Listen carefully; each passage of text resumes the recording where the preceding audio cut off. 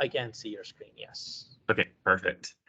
All right. Well, hello, everybody. Like Marley said, I'm Nicholas Gunkel. So I'm remote today because I'm currently in Kansas City, at least out of there for right now. I mentioned that just because we won the Super Bowl this week, and I'm very excited about that. Um, so we're having a parade tomorrow. If anybody wants to come visit us, it's going to be a lot of fun. Yeah, like Marley said, I'm a cloud engineer senior at SSM Health. I've been there for a year as of today.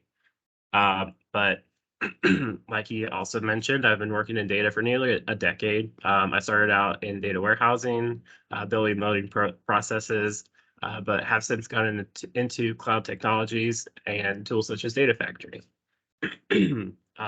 So I'm fighting a cold right now, so sorry if I sound congested. But today I'll be showing off some functionalities of the cloud technologies. I'll start by talking about some topics, and then I'll show some examples. So some of this may be review for some of you. I'm not completely sure what the experience with everybody is, so I try to make it kind of generalized. So for today's agenda, we'll be talking about what is the data factory. We'll talk about some reusability, which is a big topic for me. It's a big interest of mine. We'll talk about the data lakes versus the data warehouses, load types, primarily ETL and ELT. I'll show some pipeline examples from my team, and then we'll talk about orchestration and then how we release our code. And then at any point in this, Merlin told me that he will stop me if there's any questions that he thinks I should take. So just let me know if you have questions. So starting off, what is the Data Factory? So the Data Factory is a cloud-based tool that sits in Azure, one of Microsoft's tools. It's primarily used for orchestrating data loads from system to system. It's capable of a lot of stuff. We'll talk about some of it, but just know that we're pretty much just scratching the surface. The best way to learn, in my opinion, is to dig in and to play around with it. But I'll show, like I mentioned, I'll show some examples. We have pipelines that load from databases, load from APIs, file shares, and more. A lot of where we load into is a data lake. So I'll show a little bit of that. I'll also show an example of loading into a database, which is a little more complicated with Data Factory than it is with some other tools that may be used. But I'll show more about that. So I'll start by showing this picture, which I found, and I think it's hilarious. It makes the data factory look very simple, I believe. And of course, I mean sarcastic. This is not helpful at all. So I made my own little pictures. Um, so I'll start talking about just a couple of the parts inside the data factory. Link services and data sets are what I believe are kind of the initial building blocks. Link services store the connection information for whatever system you're wanting to connect to. So if it's a data lake, it might have a URL to the data lake. It might have specific folders. If it's a database, it'll have the server information, the database information. You can put in table information as well. So that's what a link service is. A data set is a step further, and it's object specific. So if we're talking about a database, the data set would be set to a specific table in the database. So in this picture I put together, I have two different link services and then two different data sets. So the one on the top here is a data set for a sample SQL server, and then just a sample table called sample table 1. The second one on the bottom is a link service that connects to a data lake, and then the data set connects to the same sample table 1 object. It's the same table because in the next slide I'll show it will be a pipeline that shows pulling data from the top data set and putting it into the bottom data set. So showing this, like I mentioned, so the source and the sink are the source and the targets, and it mentions the data sets, each of them. So very simply, you have your link service that tells you how to connect, your data set that tells you what object to connect to, and then you have the pipeline that actually makes it happen. And inside the pipeline, you'll include activities, In this example, I have just one activity, which will copy the data for the specific table from the database, and it will paste it into the specific table in the data lake. So this is a very simple, very broad, like easy to understand example, I hope. Um, so that is pretty much what is the data factory, and then just a couple parts in it. There are a lot of other things inside of the data factory, from integration runtimes, triggers, lots of different stuff, but those are maybe a little less. The integration runtimes will typically be set up when you're first building a data factory, and then they don't get touched much after that. And then the triggers we'll talk about a little bit more later. So this is what the data factory is. And then the next topic, which is related, is reusability. This is very important to me as my time in using the data factory. I believe it's easy to start out learning the data factory, not being very generic and reusable. But as soon as you understand reusability and how to use the data factory, it becomes very important. So these same data sets, I made just a little more generic. So instead of pointing the link service to a specific server and database, it points to the server, but then it takes the database name as an input. So that way, if you have multiple databases inside of the server, you can pick and choose which database to connect to, but it's all still the same link service. Whereas before, if you're specifying the server and the database, let's say you have 5 different databases inside the server, you would have 5 different link services. This way we can use just one, and then it's a little reusable. So you just specify which one to connect to. Similarly, the data set also is a little more generic now. Instead of specifying the table name in the data set, I have it set to just a reference the table. So it will take in the table name as a parameter and then just connect to it. So this way, like with the link service, if you had 5 tables in the server, it's 5 databases in the server, you'd have 5 different link services. With the data set, it's object specific. So if you had 10 different tables in the database, you'd have 10 different data sets before, whereas now we're making it a little more generic and reusable. You'd be able to have one data set and connect to any of those 10 tables as needed. And then similarly with the data lake, you don't have to specify like a specific database. So it's a little more simple, but it still takes in the table name as a parameter so that you can use the same data set over and over and not have to create a new one for every single new object. So being generic and reusable is important because it it allows you to reuse the objects, which leads to less objects existing in your workspace. So it's cleaner, it's a little easier to work with. There are actually object limits. We probably would never get near them, but if we ever did in the future, reusing objects makes it so that you are less likely to meet those limits. So it's just a much cleaner way to do it. It's more efficient and easier to work with because you just reuse it instead of creating a whole lot of new objects that would be difficult to work through. And so going back to our pipeline example, this would be the example pipeline a little more generic. So previously there's only one activity. In this one, there are 2 activities. So there's a while loop activity and then the same copy data activity from before. To make this pipeline more reusable, what I would do is make it take in a list of table names and then parse through that list with a while loop. And for every single table in that list, it will call the copy data activity. So if you have just one table to load, it will only run once. But if, say, you have 5 tables to load, it will run through and loop, and then it will copy the data for each of those 5 tables. But this way, you can parse through all the tables, and you don't need to create a new pipeline for every single one, or you don't need to create a new activity for every single table. So if you had 5 different tables in 3 different databases, you would have to, if you're not making it reusable, you would have 3 different link services, 5 different data sets, and then 5 different pipelines, all just to connect to the data.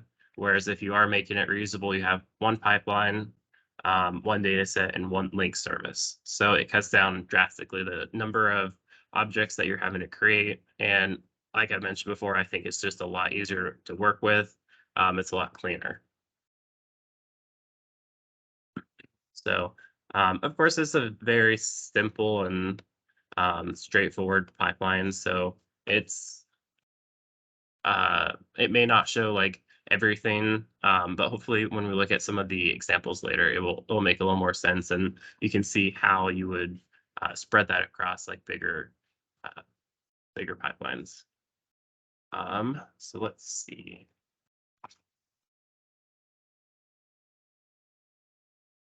So this is an example of a very reusable pipeline that my team has created.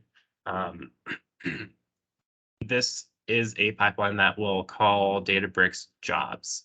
So if you have a Databricks notebook, you could just connect to it directly through a data set or like service.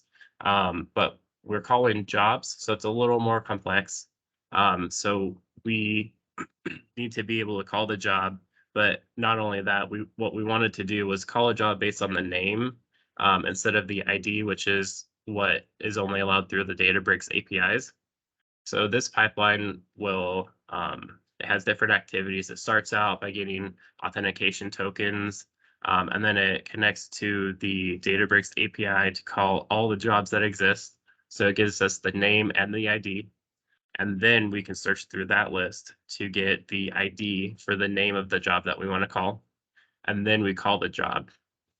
Um, so this is a pipeline that we would have to do this in every single instance that we would want to call a job, all these activities.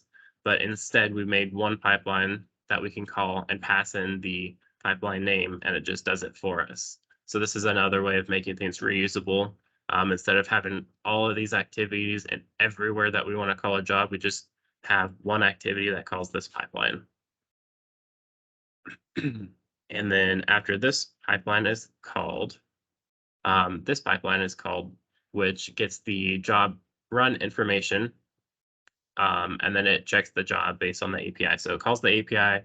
I believe we have this one wait every 30 seconds. So every 30 seconds, it will hit the Databricks API and get the status of the job. After that, it will check if the job failed. And if it failed, it gives us the failure message. If it did fail, it will check if it's still running based on the status. If it's still running, it will loop again and wait 30 seconds.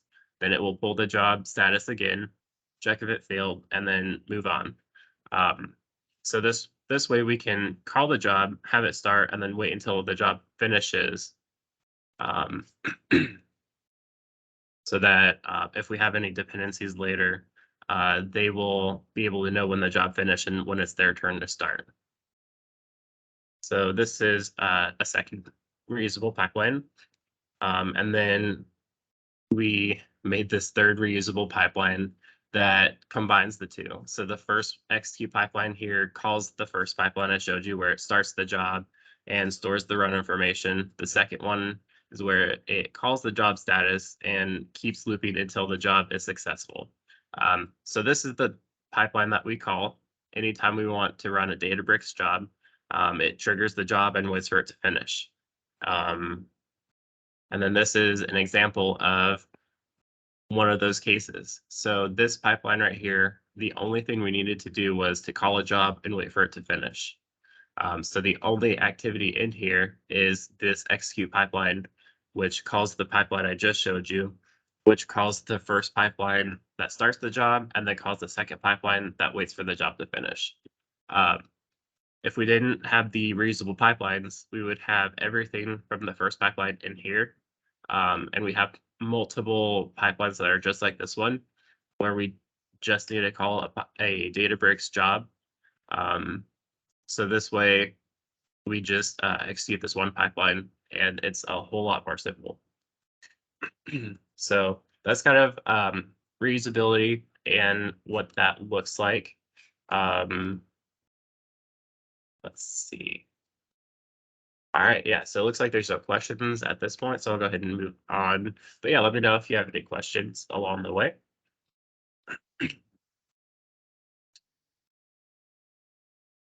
Topic 3, data lakes versus data warehouses. So today we'll be talking mostly about data lakes, but I did want to give kind of an idea of the difference between the two. So like I've mentioned before, I started working with data warehouses. I thought they were great. Um, when I first started using data lakes, I actually didn't care for them much because like the major difference is that the data lakes have unstructured or semi-structured, or they could even have structured data, but they're just so open. And I thought, wow, this is difficult to work with. Because the data warehouses are structured data only. You know what's gonna need to be loaded, and like you know everything the whole time. So data lakes are a lot more open. They provide a ton of flexibility, which maybe at the beginning you won't like, but now that I've worked with them for a while, I really appreciate that. Um, so not only do they allow for a lot more flexibility in what's stored in them, you can also store a lot more in them, and it's cheaper because they're file shares instead of databases, basically. Um,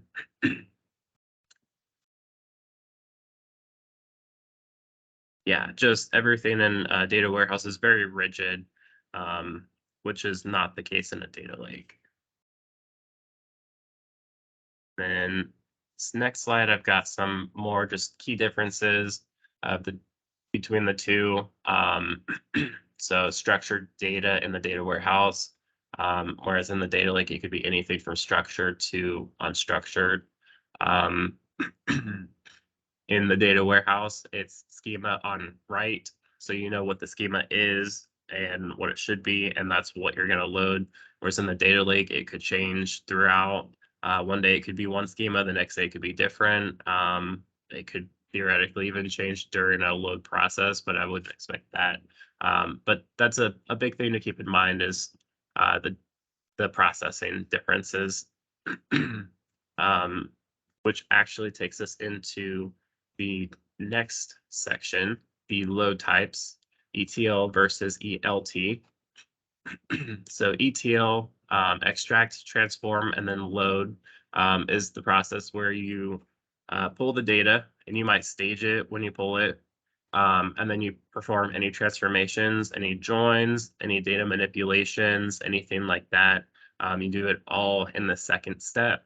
And then after all of that is done, it gets loaded into the target, which is going to be your data warehouse or wherever it's going.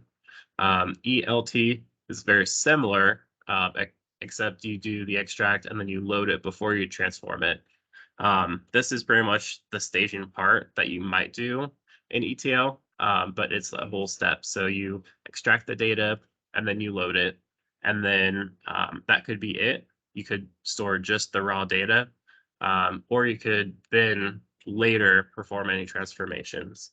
Um, so you could have data loaded and then have another job that transforms the data and then loads it again. When you're using data lakes, you're most likely going to have different stages or sections inside the data lake. So you'll have your raw section, then you'll have your process section and your curated section. Sometimes people call this like raw, bronze, silver, and gold. There are different names for it, but it's all pretty much the same idea that the first section is the raw data which is from the source, no changes. The next section is typically like you have some changes. Maybe you're changing column names, data types, that sort of thing. The next might be you've joined tables, you've done some manipulations, and then the final stage is this data is fully curated for whatever purpose. So if you have a team that needs a specific data set built a specific way, that's probably going to be your curated data where you've brought in data from like all the other sections, you've done all the manipulations necessary, and then you've loaded it in. But yeah, so ETL versus ELT is just kind of shifting where you're doing the transformations and how you're doing them. Um, this is possible when doing ETL, but it's not always done. But one thing I like about ELT is, like I mentioned, the stages and the sections. Um, when you're using a data lake, it's so cheap to keep the data that you most likely will keep it all the time, or at least for many years. So you'll be able to see in the raw any raw load that you've done.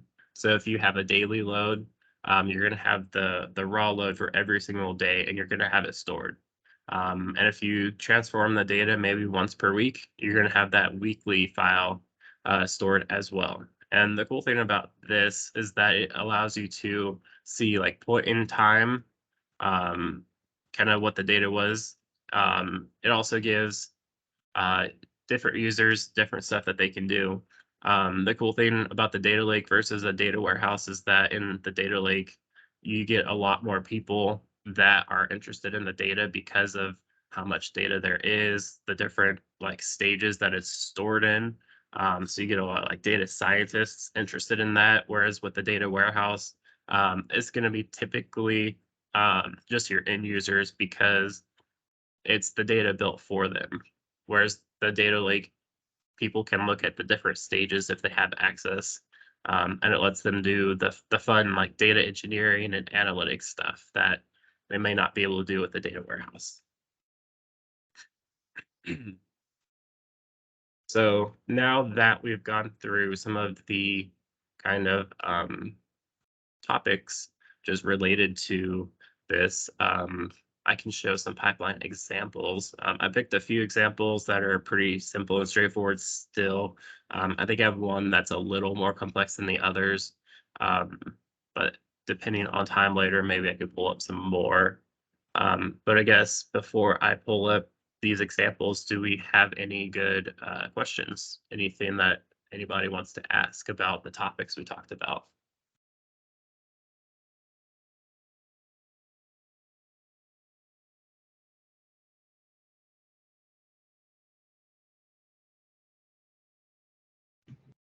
I did not see any questions in the chat, but if you guys online, if you have any questions, please feel free to. Anybody in the room? No. No. I know normally ETL and ELTs are used. Whenever we see it from an entire flow perspective, a lot of times I feel like there's transform that happens at two places, one the source and the destination. So some form of ETLT is what a lot of times happens because we don't have access to the source, whoever gives the source data, or if we have access to source, we don't control the destination. So people still have to do some kind of transformation based on what IDs we have or what IDs we give them, and there's an MDM in between. So I don't know if anybody else have felt the same more than ETL or ELT having the entire work in the entire process, seeing an ETLT. There's like a transform at the source and transform at the destination. Any thoughts? Any thoughts? Yeah, I know I've done some things where I would pull the raw data from the source. I would obfuscate certain fields and then throw that into like a bronze or a process stage and then give people access to that to where it was mostly the raw data, but just with a few fields that they couldn't access. Yeah, or typically in like an ADF language, we can say that we could write like a query that's not just extracting it, but making a transformation during that, and then once it comes over to the data lake, there's transformation at the data lake site too. So yeah, I think that's pretty much what I wanted to ask. Thank you. Sorry, go ahead, Nick. Okay, cool. Yeah, so this is one of my data factory instances.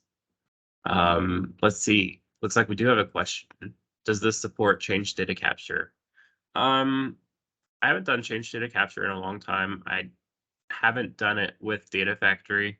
I can't remember the name of the tool, but what I had done previously within like a cloud-based solution, we had a separate tool that would handle the CDC and then kind of spit it into a table that we could load in. I would think that with that, as long as you have like a date time field that manages the yes, Matt. I did see I think Borelli sent that CDC functionality. So I was gonna get to that. Yes, absolutely. They are adding functionality, which I think is awesome. But for right now, as long as you have, say, like a field that tracks the date time of when the modification was made, or even if it's just a field that shows if it was like inserted, updated, or deleted. If you have something like that, you could write queries to get, say, show me all the data since the last time I ran. So I would probably have a database table that I track the last time I ran the pipeline. And then I would pull that at the beginning of the pipeline, then query the source for anything since then. So it'd be like a watermark process. That's probably how I would handle CDC if it does have like that date in there.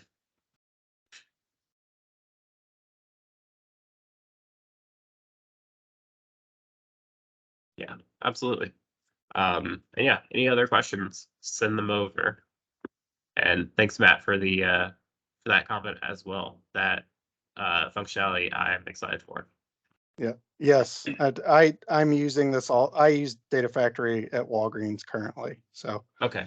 I was excited, even though I don't need change data capture, I was excited to see Mhm. it because I felt like that was a missing piece. Yes. Yeah, I don't think I'll need to use it anytime soon. I don't think within what I'm doing I'll need it, but I'm excited for it. Yeah, all right. So showing one of my instances of Data Factory. So I pulled up a couple objects. So this is a data set, just a very simple one that connects to my data lake. So I just wanted to show like it's pretty straightforward for the most part. We take parameters in for the table name, the grouping, and then the source. All of those are used in the the data lake directories. So it's like, what section of the data lake are you looking in? And all of this is passed in. And then the limiter, I think someone needed to specify a different one, but for the most part, we're just using commas because this is for a CSV file. You can use other files. I like Parquet in the data lake. But you can see in the file path.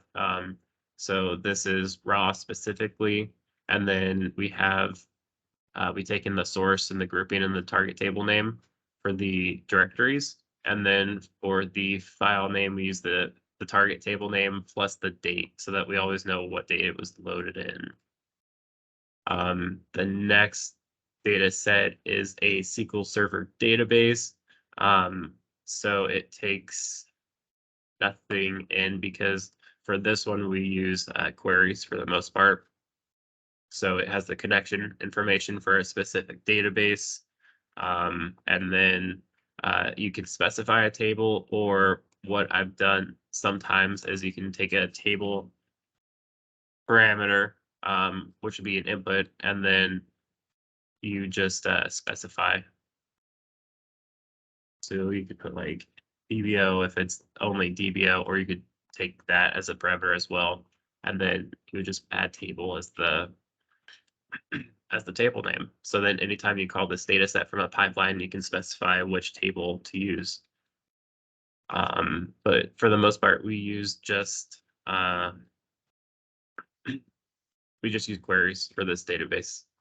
And then Workday is an API that we have. It doesn't take a specific like table or anything because this one is pretty specific already for a specific API endpoint. It just takes in the dates and that's it. But I just wanted to show a data set where we're hitting an API, because that's possible. You can hit APIs, file shares, databases, the data lakes, which are basically file shares, lots of stuff that you can connect to. And then next, I'll show some pipelines. So KPI ingestion is a pipeline that it's very similar to the example pipeline I showed you, where it has a database that it connects to. It copies the data for a specific table, and then it loads it into the data lake in a specific place. So that's what this iterator is. It takes the list of tables, and then it just, for each table in that list, it will perform this copy data activity. So it takes the KPI source data set, and in this one, we're running a query. So select from the table name, and then in the sink or the target, we pass in the table name, the grouping, and then the source. And I wanted to bring up, so this right here is an example of one of our triggers. So when you make a pipeline very generic, you have to pass in a trigger that has values. So for this one, it's a list of tables to load. So for each one of these, we have specific things we wanted to look at, like pull in. So source right here is the name of the database table. Grouping is where we want to put it in the data lake. Yeah. Are you able to make this a little bit bigger? Oh, yeah.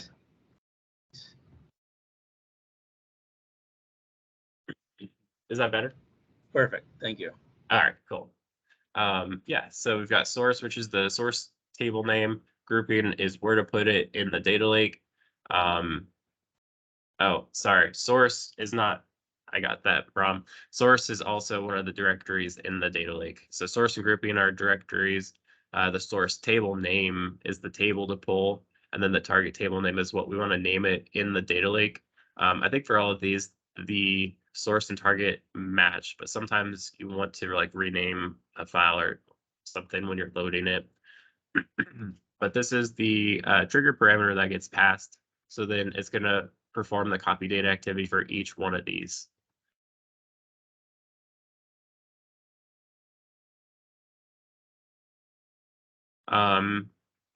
So for the trigger parameter, oftentimes you will create a parameter in here, name it whatever.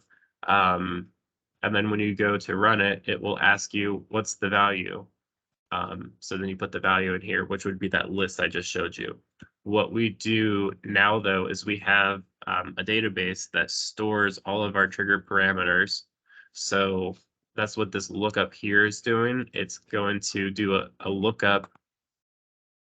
It's going to get the parameter value from the table name based on whichever pipeline. So here we're just getting the current pipeline name. And it's going to perform that lookup and return that list that I showed you. So then it will know what to load in. And the nice thing about that with this list is if you ever need to add another one, it's super easy. You pretty much just copy this. You can do that, and then let's say you wanted to change it and call it example table. You can do that. You apply this in the database, and it's that easy. It will, the next time it runs, it will also load this in. And that's why I like keeping things very generic and reusable, is how simple that is versus if you had a pipeline for every single object, you would have to create a pipeline, update this, copy data activity for the specific table, and it's a lot more work. But that is the KPI ingestion. Next is the cost center. So this is the one for the Workday API. I just wanted to show you. So it's very simple. You have the API, which already has the endpoint, because this one we have specific. And then you just mentioned the method for request. Then after that, it also, because it's so specific, it has a specific data lake location that it loads into. So this is maybe not the best pipeline because it's not generic reusable, but for this specific case, it made sense. So it's just something you have to decide when you're starting out is which ones should we make generic, which ones need to be very specific. But I wanted to show this one just to show how easy it is to hit APIs and load them in. Because the one before was hitting a SQL Server database table, and then APIs are just that simple as well. Next is this actuals fact. So I showed one like this in the slides. This is just calling the pipeline that calls a Databricks job. So I just wanted to show one of those examples. And the cool thing is that you can see which job, which pipeline it's calling, and you can open it. So from here, you know you're going to be calling this KPI actuals facts job, but you can open the pipelines to see this is the pipeline that it's going to call, which is then going to call this pipeline. And then once all of this finishes, it's going to call this pipeline, which does that check. So it's going to wait, I think it's 30 seconds, but we can check. Yeah, so it waits 30 seconds. Then it checks to see the status and checks to see if it failed. And it keeps checking every 30 seconds until the job finishes, whatever the status. If it failed, it sends an alert. If it's successful, it just says it's finished and it goes back to this job. And since this is the last one, this pipeline lets the original pipeline know that it finished, this one. So that lets this pipeline know that it finished.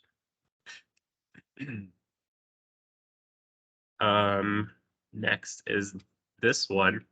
I mentioned I had a little bit more complex one. So I'll show this. I'll keep pretty simple.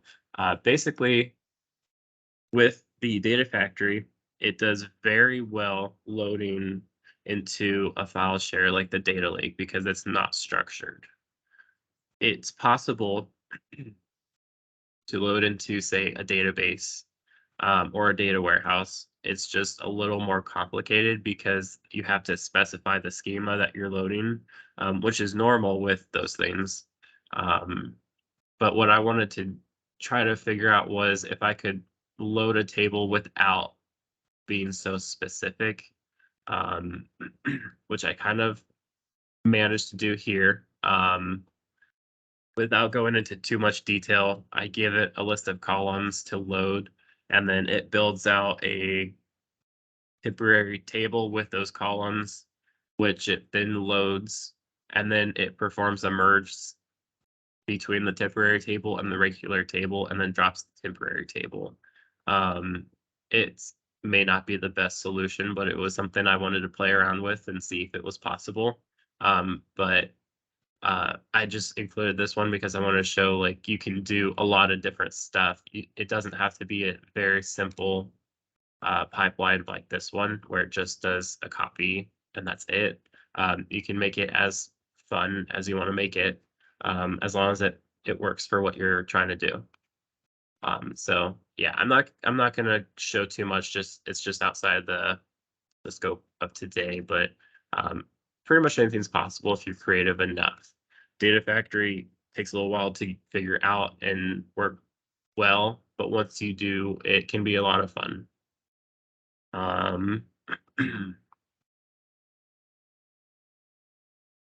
The last one I have ready to show is this SHP. So it's another one where it's calling a Databricks job.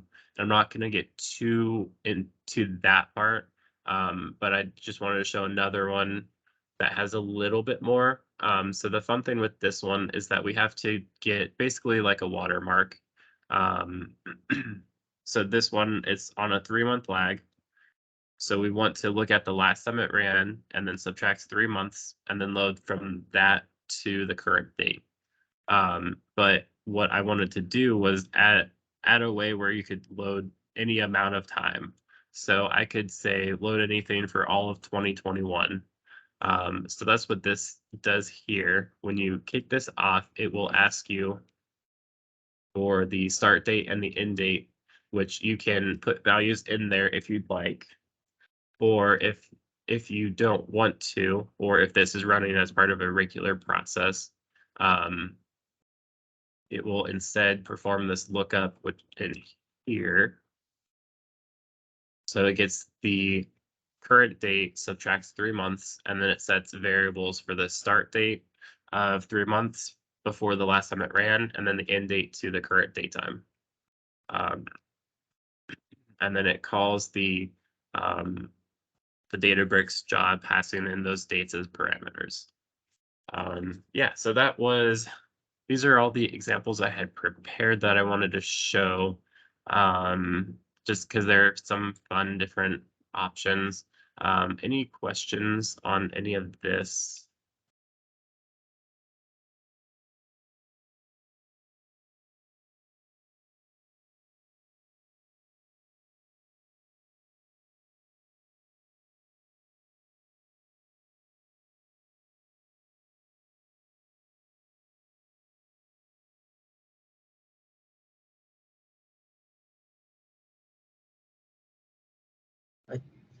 I don't think we have any in the room.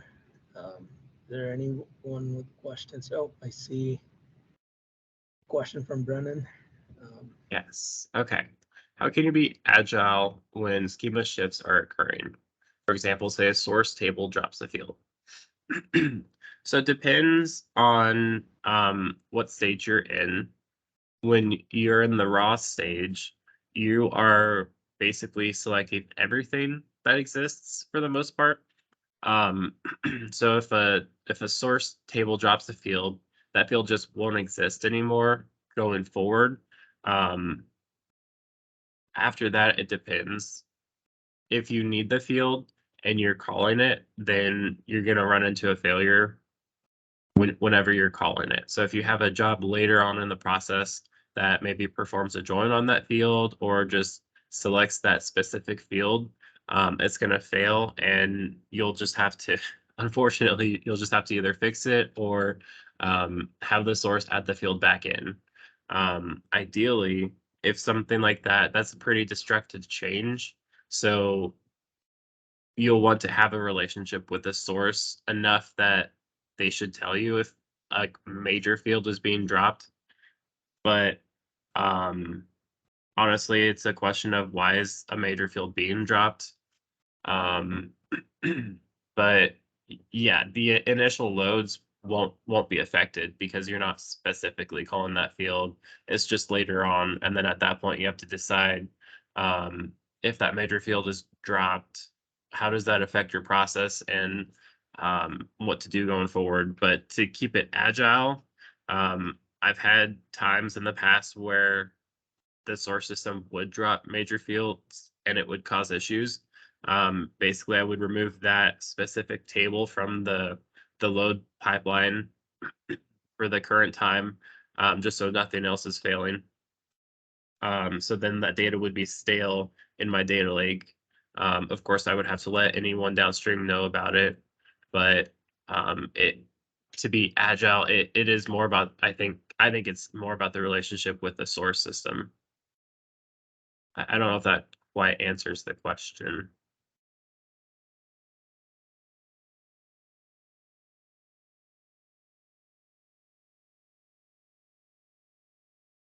Yeah, I think I totally agree with that. In some cases, like Epic or any other bigger systems like that, fortunately, our source does come with great schema evolution during upgrades, so we know something is going to change. It's not a rogue schema drift. Thankfully, we are able to plan for it ahead of time. If it is a structure, if it is an established API that is supported, the same kind of hope that the systems that are resource systems that are supporting it would let you know when a change is going to happen way ahead of time. However, if you're doing web scraping or using unconventional methods of non public APIs, then you might go through this again for those kind of things. We'll have to let it fail before anything we can do anything about it, I guess. Yeah, and the nice thing about the ELT versus ETL is it's pretty much the same problem either way. So the agility is kind of the same, but with ELT, at least you have the raw data so that like you can still pull the raw data and get that. So like you have something versus if it was ETL and it's gonna have the structure set at the beginning, so you're gonna know right away and it's gonna fail and nothing's gonna work. Like you won't have any kind of data.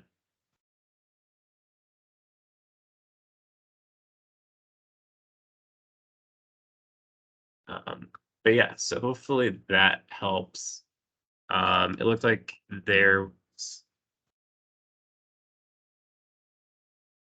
looks like there's no typing, so hopefully that answer helped out. But let me know if you have any more follow-up or any more questions. Cool. All right, so I'm going to pull the slideshow back up.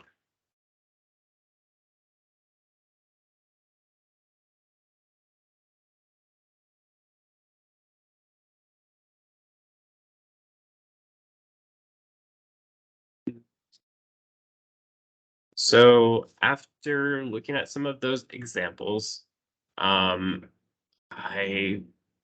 next thought is that's cool. That's great. You have pipelines that work. How do you run them?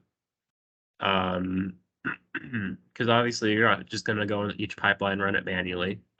With the Data Factory, it does have a scheduler built in where you can schedule any pipeline by itself, which is great.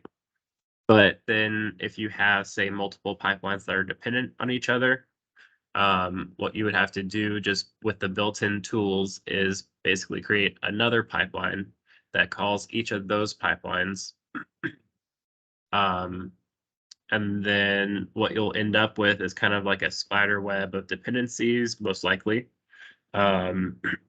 Or if you don't want to do that, you could schedule them and just schedule them based on time. So hopefully by the time the last pipeline is finished, the one before it has finished, and the one before that has finished. So that's not a very good option either. So to get around this, my team has implemented a framework to help out, which has been great. It's unfortunate that you have to use something outside of the Data Factory for this, but I've been kind of amazed at how helpful it has been. So we've used a framework, it's called Processing Framework. And it helps us build batches and stages of pipelines. So this is like a high-level view of what the processing framework is. And if you want to search for it, it's spelled PROCWFK, which stands for Processing Framework. It is a series of pipelines inside the Data Factory that calls Azure functions. It writes to and queries various tables from a SQL Server database. And then some pipelines call other pipelines. But what this does is it gives you the ability to build a batch, and then inside the batch will be stages. And in those stages, you specify your pipelines that you want to run. And it gives you a way to build it out. So this is kind of like an overall view, but then this next slide is kind of what I'm talking about. So in this picture, there are 3 different batches. And in batch number 1, there's 3 stages. And then in those, stage 1 and 3 have 3 different pipelines that it runs. Stage 2 has 2. When you kick off a batch, it will run the stages one after another once the previous one has completed. So we'll kick off stage 1, which will then kick off all the pipelines in it. And when all of those are successful, it will then kick off stage 2. And then once that's successful, it will kick off stage 3. But the nice thing about this is it gives you the option to build in all the dependencies that you may have without having to make one giant pipeline within the data factory. So what my team has done is we'll have a batch, and we have multiple batches depending on like major key workloads that we have, or sometimes we have just like pipelines that we want to run weekly, pipelines that we want to run daily, that we want to run monthly. It's up to you to figure out how you want to set it up. But we have different batches for those. And here is one of our batches. So we start out with an ingestion stage, which is this one at the top, and it runs all of these pipelines. It kicks all of them off. And then once these finish, it kicks off the orchestration stage number 1, which is this one. These orchestration pipelines are all dependent on these ingestion pipelines. So that's why they're in a separate stage, which runs after. And then the further down you step, there are more orchestration pipelines that are dependent on the previous ones. So all of these are dependent in orchestration stage 2 are dependent on all of these in orchestration stage 3, in 1, sorry. And stage 3 is dependent on stage 2 and so on. But the nice thing is that this framework allows us to build out this batch with all of these stages and specify our pipelines inside of them. And it gives us a good way to add in the dependencies that we need. And then all we need to do is kick off this one batch, and then it does the rest of the work for us. So to kick off the batch, there's a pipeline in the data factory that we put a trigger on, and this one we run daily. So it's just a daily trigger. And we just say kick off the daily batch, and that's all we have to do because we've already specified all the pipelines and dependencies. We have all of that saved in a database table, and it just reads from that table and then builds this out and runs them.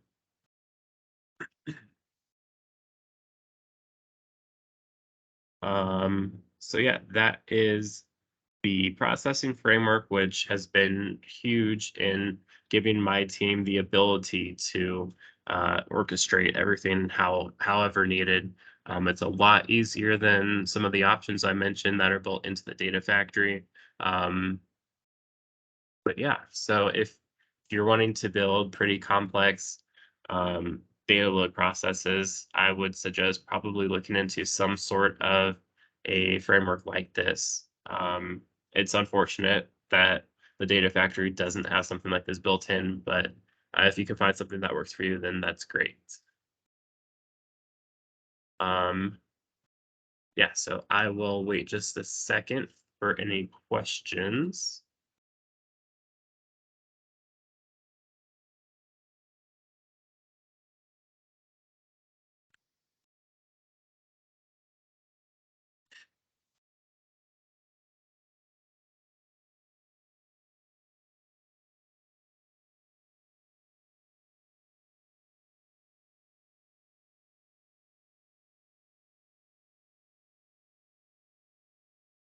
All right, yeah, so question, how well can it resume from failures? The cool thing about this framework is that it gives options for failures. One of the options is that it will stop everything if something fails. I believe there's an option where it will ignore the failure. What we have is that if something fails, the rest of the stage will run, but then it will stop after that because most likely something is dependent. So there are different options built into this framework that you can choose from. I'll go back to, this is the link and I'll copy it. I'll send this link out in the chat in a couple of minutes, and you can take a look. He has, the person who built this has it a lot of different stuff built in. This functionality is pretty much just scratching the surface. It took me a little while to figure out how this works and how to use it efficiently, but once I did it, it's been pretty decent to work with. I've enjoyed it, and there's a lot built in that I didn't realize at the beginning. Failure handling is definitely one of those options. So I'll send you the link to this, and you can take a look more into that. But yeah, we have it fail the stage once everything finishes.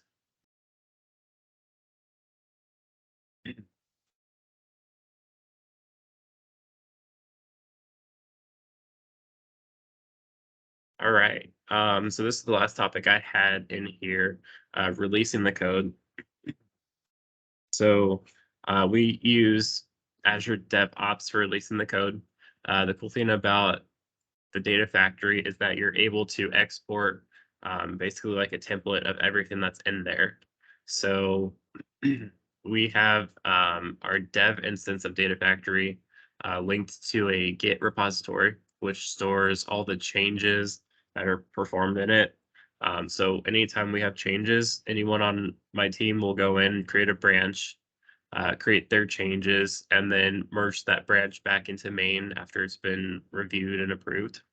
And then after that, you can go into the Data Factory. There's a button called Publish, which will take those changes, and basically it'll take a snapshot of the Data Factory, how it is. And then we have a deployment pipeline that takes that snapshot and pushes it into our production instance. So I'm going to stop the slideshow again and show that off. So it's actually very simple. This is the publish button that once you're in main, you can click it and it will push the changes to a specific branch in the repository. And then this pipeline is connected to that branch. It will pull and create a release. And then there are just steps in here that will push that to prod. So the first step that it runs is a script to turn off any triggers in the prod instance, just so that nothing runs when we're trying to deploy. Then next it will actually deploy the code. And then after that, it will turn the triggers back on. So that's what this does. It's pretty cool.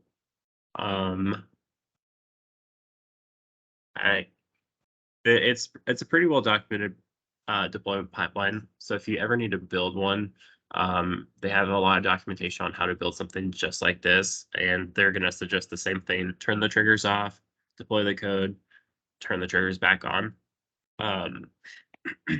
And then the only kind of like special thing that we've done that wasn't in that original documentation is the triggers that we have, and I can show some of them. So like the daily trigger, we always specify an end date, because when you're having all the triggers turned off and then all the triggers turned back on, it's not easy to know which triggers that we want active or inactive. So if you see here, we've got 3 that are disabled.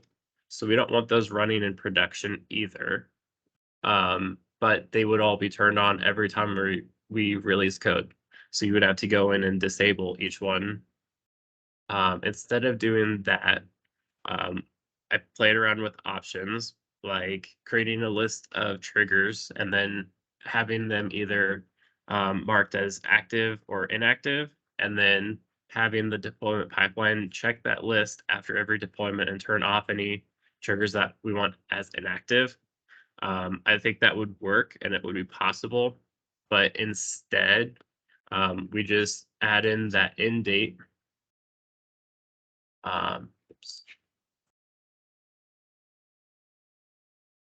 And then if you want it to be active, you just set it to a year far in the future. So this one's set to 2042.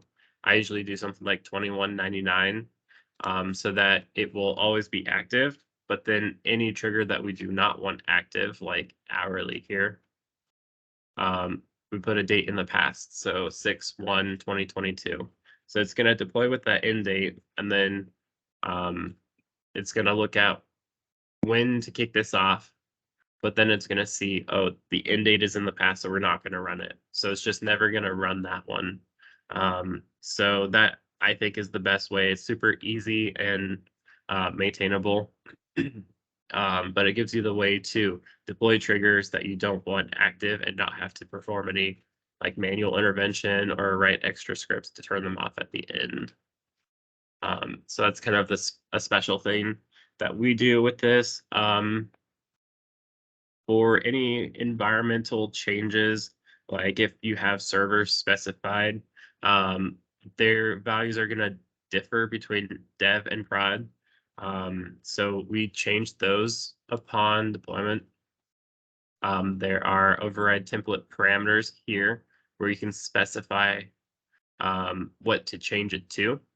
And so what we've done is we put variables in here. And then in the library, we have groups, one for dev and one for prod. So we know we're releasing the prod, we want to use those values. And in this variable group, it has what the value should be in prod. So it will change it while it's deploying to prod so that all those values are set to the proper environmental values. Yeah, so that is the deployment pipeline that we have. So I'll start the slideshow back up. And that actually brings us to the end. So we went through like a lot of different stuff, a couple little ingestion pipelines and how they work. So now, last chance, do we have any questions? Anything you want to know more about, or any comments, anything? Feel free to send them in the chat.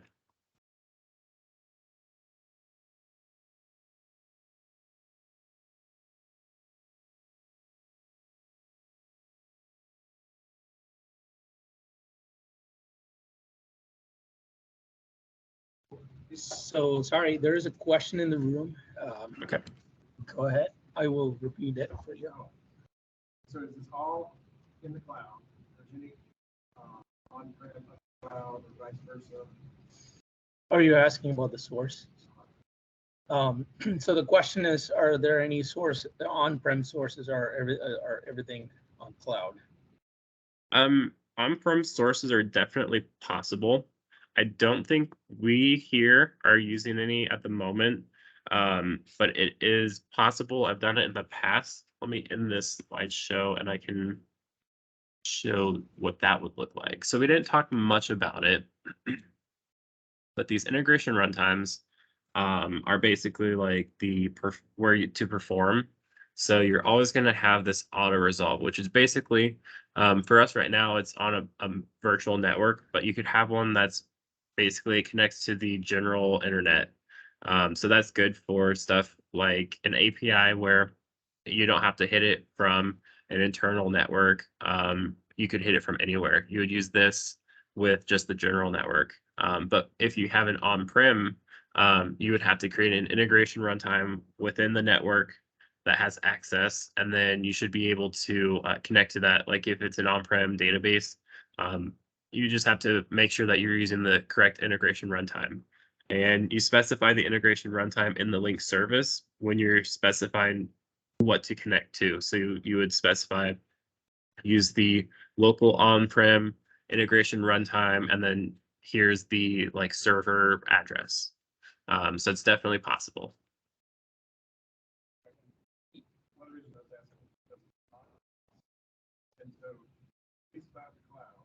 Mhm. Is there any best practices you have to worry about? Any cost for it? Do something or not do something? Okay. So the question is mainly about cost for cloud to cloud. Is there any best practices for it? Sorry, before that question is being answered, I do want to point out one thing. Our major data source, which is Epic or EHR Clarity database, it does come from on-prem, and we do use the Azure self-hosted IR, so and VMs. So we do on-prem. that is definitely possible. And for the cost, is your cost question only about cloud to cloud or anywhere? Yeah, we've got a lot of on-prem and Okay. potentially going back and forth. Okay. Or do we make the decision we're going all cloud? So we're trying to Okay. balance. Yeah, so the question is for both, Nick. Cloud to cloud price, cost, and on-prem to cloud. I don't know a whole lot about best practices. If it's cloud to cloud and you don't have to be on a specific network, using the auto resolve integration runtime, I believe, is the cheapest because it can be just widely available. What's going to start costing more is when you're having to run your own integration runtimes, because you're having to basically host it. And everything is based on how much processing power you use. And for example, last time I looked into it, the pipelines where we put weights, it's not actually using any processing, so those don't actually cost to run the weight. It only costs to perform any kind of like transformations or loads or anything. So similarly, I would think that cloud to cloud is only going to it's only going to cost based on which integration runtime you're using.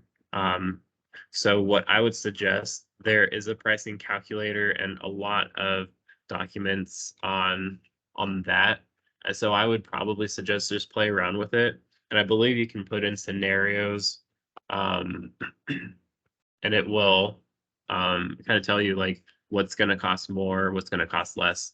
I don't do much with the pricing currently, so I'm not extremely experienced in that. But anytime I've had to, I pretty much just play with a calculator to get an estimate, and then I'll go ahead and set something up once I'm comfortable with what I think the price will be, but then I'll still monitor it to make sure prices are coming out to what I would expect.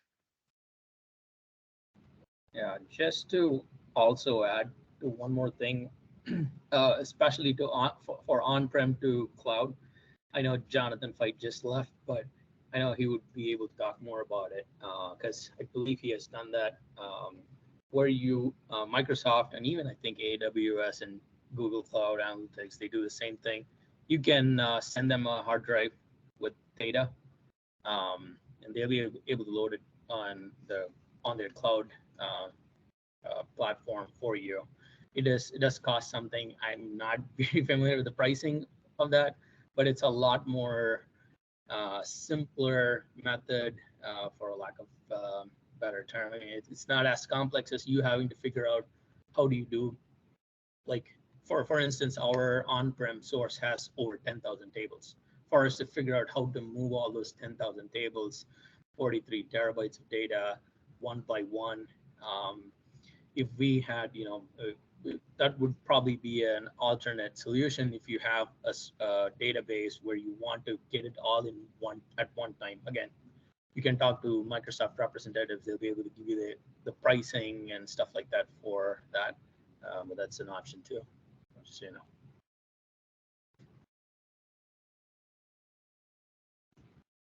Cool. Any other questions?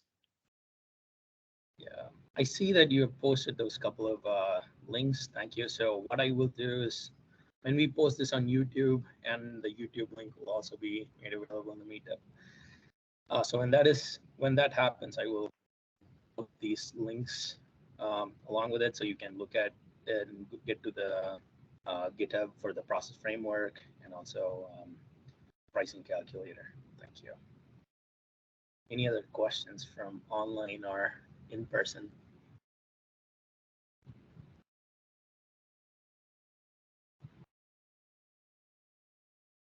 Looks like we might have someone typing in the chat. But yeah, overall, my suggestion, if you're looking at something like the process framework, look into that, but look into other things that might be available and might fit your specific need. The cool thing about the data factory is how broad it can be. I've worked at a company that had different teams that all had their own Data Factory instances. And I loved sitting with each team and seeing what they did because it was always so different. And I would get to learn from them what worked for them, what didn't. So it's cool that everybody can find their own way to do something and find out what works for them. But cool. So it looks like, yeah, okay. So no more questions. Thank you, Brennan. But Thanks. yeah, If there are any last closing remarks, Nick, please go ahead. Otherwise, I will pause the presentation, stop the recording. yeah. I don't think I have anything else. Thanks for having me today. And yeah, I had fun. Thank you. Before we leave, I do want to thank Nick. I saw